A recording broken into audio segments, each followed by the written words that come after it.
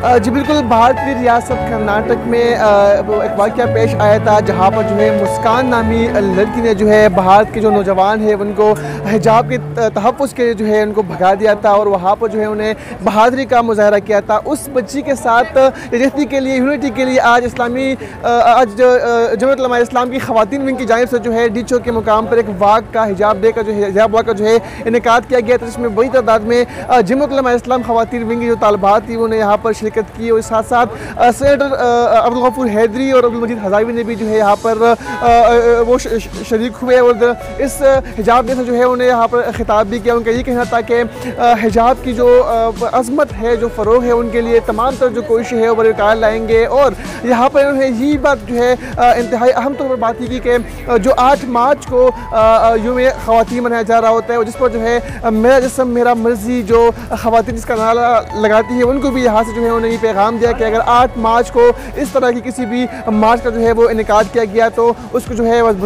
बाजू डंडा जो है वो रोक दिया जाएगा। यहाँ पर बड़ी तादाद में जो है ख़वातीन आई थी इस्लामाबाद और पिंडी से और एक इंतहाई अहम जो आज का ये मार्च था और इसमें जो है हिजाब के फ़रोग़ के हवाले से जो है बातचीत की गई। जी